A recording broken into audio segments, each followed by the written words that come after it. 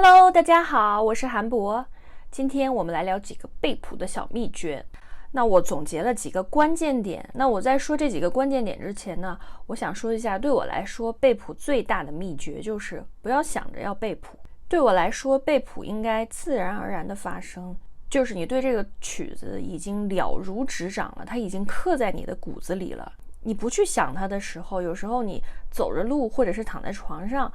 那个音乐就自然而然的会在你脑子里，或者是通过你的手指头一些动作流淌出来。我自己觉得这个境界的背谱才是最好的状态，但是我也知道人生没有这么完美，不是每次都有机会让你和这个曲子你侬我侬。有时候有个临时的演出剩下的时间不多了，要快速的背谱准备上台，那这个机会你是去还是不去呢？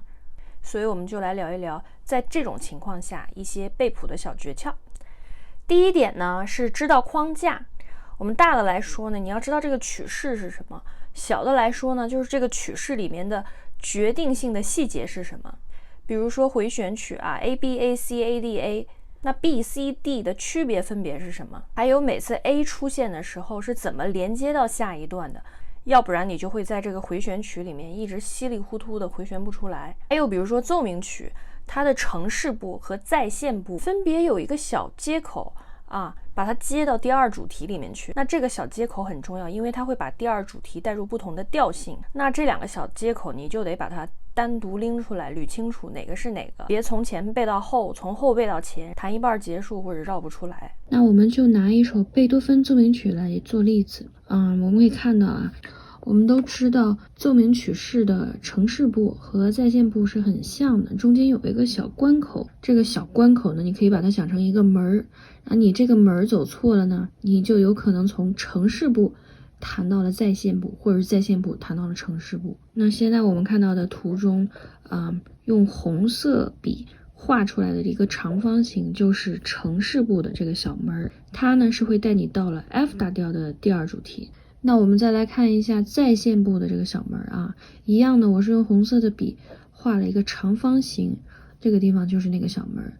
它呢是会带你走到降 B 大调的第二主题。所以这两个门你要是走串了，就会前面走到后面，后面走到前面。第二个小诀窍呢是大量的慢练。你的记忆不应该像溜冰出溜着走，你的记忆应该像爬山，一步一步稳稳的走。那这个慢练呢，就是对我们肌肉记忆的一种强化，也是对抗俗称弹油了。很多曲子你会发现一个一个音扎扎实实慢慢的把它给弹出来，其实比你快着哗啦哗啦的过去要难很多。我发现很多学生练琴的时候是会过遍数的，我今天弹5遍明天弹6遍后天必须弹到10遍。那同样的练琴时间，如果你是10几遍的过遍数快速的弹的话，那你还不如扎扎实实的多弹几遍慢练，它会更有利于你的肌肉记忆。我们在上台的时候是一定会紧张的，紧张就会心跳加快，肌肉抽搐，容易越弹越快。那即使没有越弹越快，你紧张的时候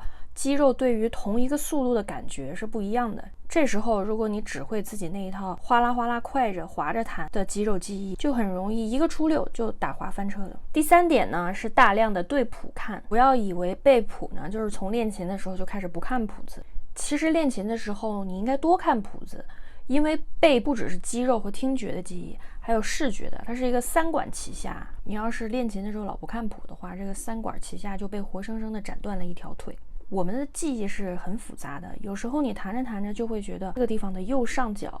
我画了一个红色的圈那个地方就是我反复练了很多次的地方，等等等等。当然看谱练还有太多其他的好处了，我们在这里就不一一赘述了。第4点呢是预留足够的时间，不要说踩着点儿到上台之前刚刚背出来。世界上没有这么完美的事儿你第一次背出来就上台就能弹得完美，不可能的，一定是有着巨大的风险是会砸在台上的。上台背谱才叫难，你自己在琴房里面随便弹一遍背下来了那都不算什么。因为琴房这个环境没有一丝压力，但凡旁边坐一个人，有一双眼睛盯着你，就甭管这个人听懂听不懂，你弹琴的感觉一定没有自己一个人在一间琴房里弹琴的时候那么放松。更何况你在台上的时候是有那么多双眼睛盯着你，这时候你神经会紧张，肌肉会乱，大脑也会乱。所以呢，我们一定要给自己提前预留时间